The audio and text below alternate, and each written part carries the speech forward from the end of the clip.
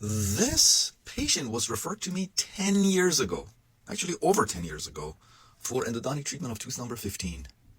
Take a look. See? Over 10 years ago, as you can see, 2013, 3/8/2013. For endodontic treatment of tooth number 15, upper left second molar. Crown on the tooth, you can see these large periapical lucencies associated with the tooth. There was also a buccal sinus tract associated with the tooth. So we talked about options with the patient. The patient decided that he wanted to try to save the tooth. And that's what we did. We went ahead and went through the crown and did the root canal for him, and take a look. This was immediately after we completed the root canal on tooth number 15. So you can see everything went beautifully. We temporized the tooth and referred the patient back to his dentist. And again, you can see right there, over 10 years ago, 3/22/2013, when we went ahead and completed the root canal. And by the way, we did this root canal in one appointment. It was a one appointment root canal, one appointment. Not multiple appointments, one appointment. We did the root canal in one appointment. Went through the crown and did the root canal. Right there. And again, that's the date when we did the root canal over 10 years ago. This is another angulation of the tooth. As you can see, there was also an MB2. Yes, upper second molars also have MB2s.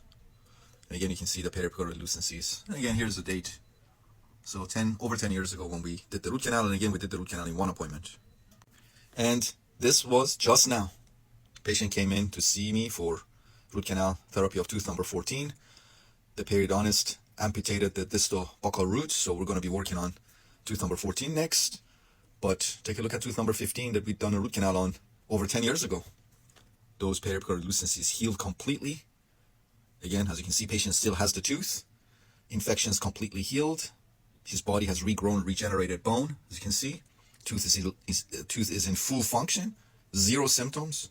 And here's the date, as you can see just now today. 10 years post-op of tooth number 15, over 10 years. 10 years and 7 months. 10 years, 7 months post-op of tooth number 15. This is another angulation of the tooth. You can see the MB1, MB2, the buccal and palatal. Again, periapical lucencies healed completely. Let me put them next to each other so you can see. Okay, here it is. 10 years, 7 months ago, and today.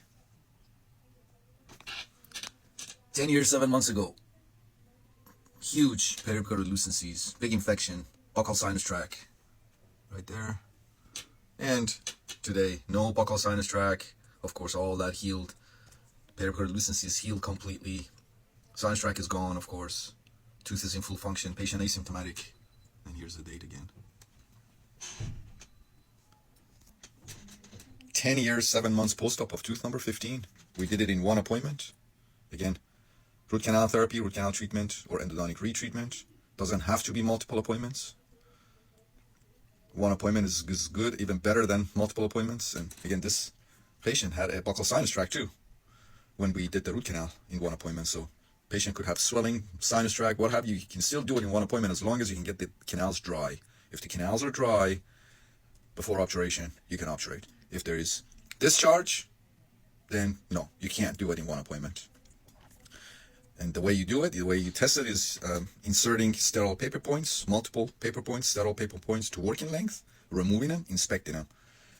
If every time you put a paper point to working length and take it out and it's wet, multiple times, then you cannot obturate. You have to place calcium hydroxide for at least a week, bring the patient back and irrigate and all of that stuff again, and then test with paper points to make sure that the canals are dry.